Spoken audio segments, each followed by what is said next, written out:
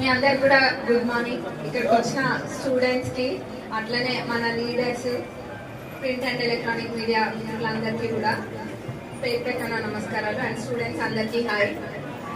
మీ అందరినీ చూస్తుంటే మా కాలేజ్ డేస్ గుర్తొస్తున్నాయి. సమ్మర్ హాలిడేస్ లో కంప్యూటర్ క్లాసెస్ కి, ఇంకా వేరే జిఆర్ఈ అయినా ఐఎల్స్ అయినా అబ్రాడ్ వెళ్ళేటోళ్ళు అయితే ఇట్లా క్లాసెస్కి అటెండ్ అవుతూ ఉంటాం అందరం కూడా. మరి కాకపోతే ఇందులో ఒకటి ఏంటంటే జాయిన్ అయ్యేటప్పుడు 10 మంది ఉంటాం, లాస్ట్కి వచ్చేసరికి 5గురమో 6గురమో మిగులుతాం.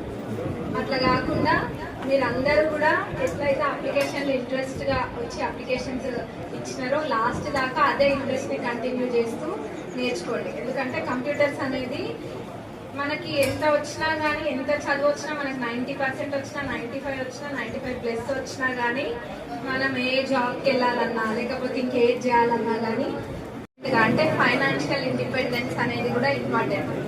అంటే మనం 5,000 సంపాదిస్తున్నామా 10,000 1000 అన్నది కాదు.